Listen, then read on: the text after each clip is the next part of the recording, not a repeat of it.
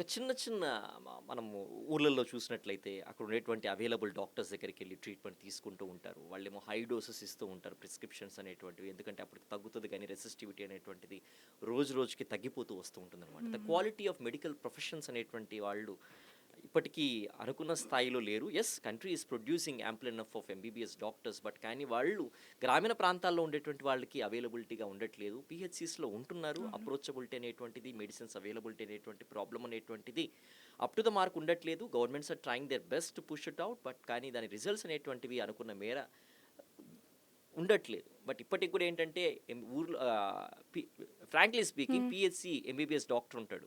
అతని దగ్గర కంటే అక్కడెక్కడో చోట రిజిస్టర్డ్ మెడికల్ ప్రాక్టీషనర్ ఎక్కడన్నా ఉంటే ఆర్ఎంపీ డాక్టర్స్ వాళ్ళ దగ్గర అప్రోచ్ అయ్యి మెడిసిన్స్ తీసుకుంటారే గానీ పీహెచ్‌సీకెళ్ళి ఎంబీబీఎస్ డాక్టర్‌ని కన్సల్ట్ అయ్యేటువంటి వాళ్ళు తక్కువగా ఉంటున్నారు. Why this is happening on that ఎలా అడ్రెస్ చేస్తారు? ఒక quality medical professions, affordability medications అనేటువంటివి రూరల్ ప్రాంతానికి చేరవేయడానికి ఏమైనా ఆలోచనలున్నాయా? And thoughts on it please. అంటే ఈ ఆర్ఎంపీ డాక్టర్స్ దాని గురించి అంటే అండి వాళ్ళు అక్కడే ఉండే క్వాక్స్. అంటే వాళ్ళు వాళ్ళలో ఒకళ్ళలా చూస్తారు. ఎవరో ఎక్కడి నుంచి వచ్చిన డాక్టర్ కన్నా మన ఇంటి పక్కల ఉండే వాళ్ళని ఎక్కువ నమ్ముతారు. వాళ్ళు కొంచెం ఎక్కువ ట్రస్ట్‌వర్తీగా చూస్తారు ఎక్కడి నుంచో వచ్చిన డాక్టర్ కన్నా. వాళ్ళు వాళ్ళకి అర్థమయ్యే భాషలో వాళ్ళ కల్చరల్ వాటన్నిటిని గమనించి వాళ్ళక్కడ చెప్తారు. అండ్ ఇది మాకు హౌస్ సర్జన్‌లో పార్ట్‌గా మేము కూడా ఒక 3 మంత్స్ రూరల్‌లో పోస్టింగ్ చేసి రావాలి.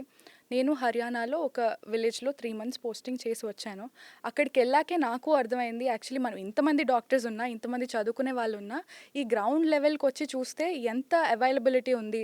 పాపం వాళ్ళు ఒక డే మొత్తం వాళ్ళ వర్క్ వదిలేసుకొని రావాలి. ఒక యాహ్! చోటికి వాళ్ళు ఎళ్లి చూయించుకోవాలి అంటే.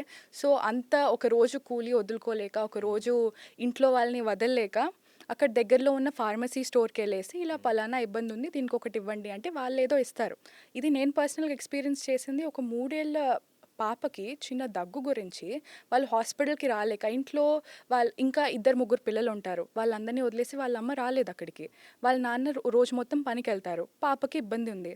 సో, వాళ్ళు హాస్పిటల్‌కి రావడానికి లేక అక్కడే దగ్గరలో ఉన్న ఒక మెడికల్ స్టోర్‌లో ఒక సిరప్ తీసుకున్నారు. ఆ సిరప్ అన్నది చాలా పవర్‌ఫుల్ యాంటీబయాటిక్.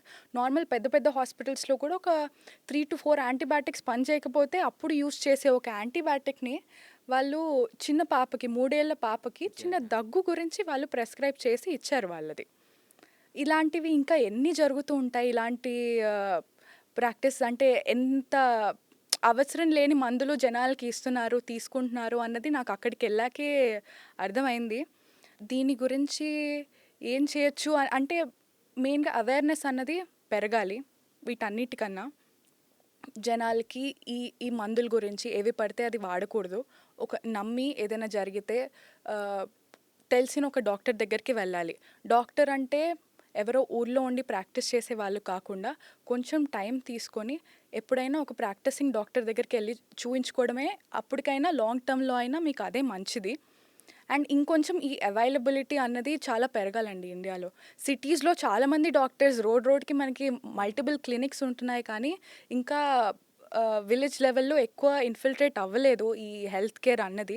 గవర్నమెంట్ కూడా అది ఇది చేస్తున్నారు. వాళ్ళు కొత్త స్కీమ్స్ తీసుకొస్తున్నారు గానీ, దీన్ని ఇంకా ఎలా బెటర్‌గా చేయొచ్చు అని నేను ఆలోచించాను. నాకింకా సొల్యూషన్ రాలేదు. But I'm definitely looking forward to it. అంటే దీన్ని చాలా సీరియస్‌గా తీసుకోవాల్సిన విషయం ఇవన్నీ. One more thing ma'am. ఈ మధ్య గవర్నమెంట్ కూడా మోంటెలుకోస్ట్ అండ్ లెవోసిట్రజిన్ డ్రగ్‌ని కూడా హ్మ్. కాఫ్ సిరప్‌ని కూడా పిల్లలకి అడ్మినిస్టర్ చేయొద్దండి, వాడొద్దండి అని చెప్తున్నారనమాట.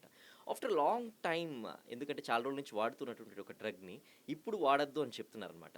సో, ఇన్ని ఇయర్స్ నుంచి వాడారు కదా! ఎందుకు అంత లేట్‌గా గవర్నమెంట్ కూడా తెలుసుకోవాల్సొచ్చింది the problem side effects of it? And ఇప్పుడు కొత్తగా ఈ యొక్క రూల్ తీసుకురావడం ఏంటి? ఎందుకు ఇంత అంటే లాగింగ్? యూజ్ వేరు, అబ్యూజ్ వేరండి. ఆ డ్రగ్‌లో ఎలాంటి ప్రాబ్లమ్ లేదు.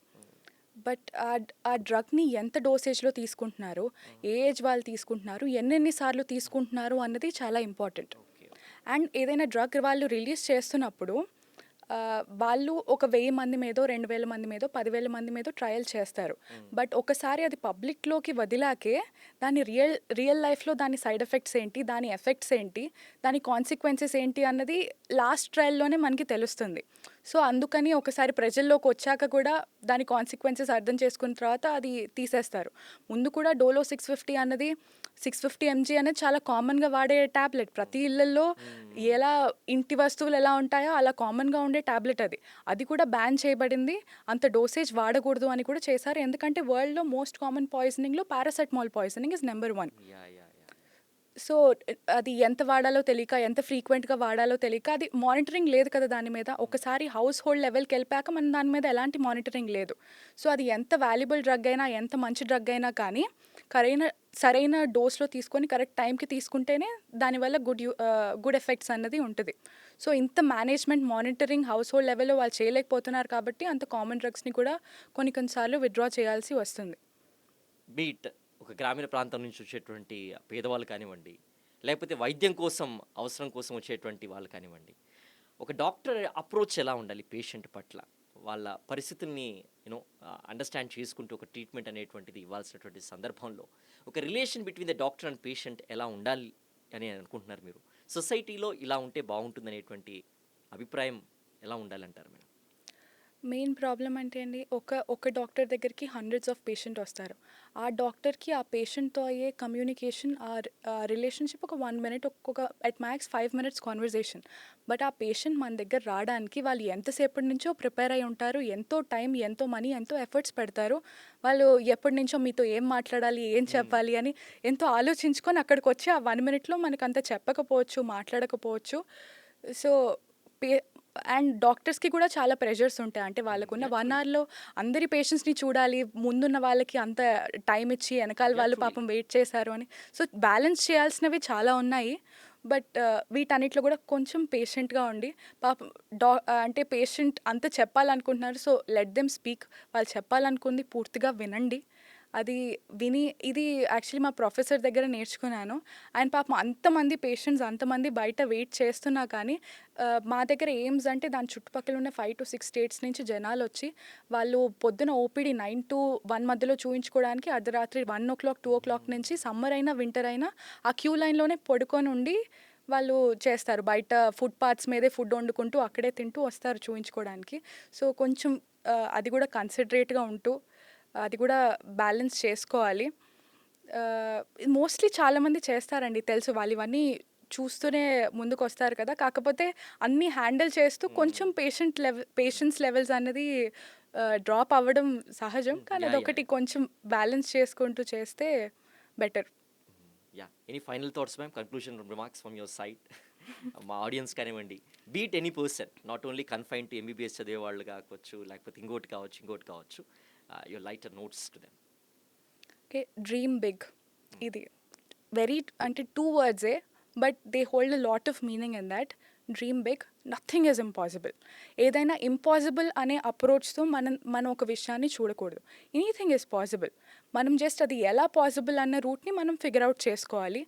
మీ మీద మీరు కాన్ఫిడెన్స్ ఉంచుకోండి.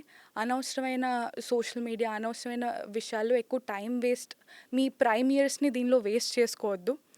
ఓకే, అండ్ రూరల్ విలేజెస్ నుంచి వచ్చినా కానీ, ఇక్కడి నుంచి వచ్చినా కానీ అందరికీ ఇది పాసిబులే. ఇప్పుడున్న సిచ్యువేషన్లో అది ఫ్యాక్టరే కాదు. నా one of the closest friends, ఎయిమ్స్లో ఉన్న ఫ్రెండ్స్ అందరూ చాలామంది చాలా రూరల్ బ్యాక్గ్రౌండ్ నుంచి, ఫార్మర్స్ ఫ్యామిలీ నుంచి వచ్చిన వాళ్ళే. They have made it, you can make it too. Just be confident. Thank you so much, ma'am.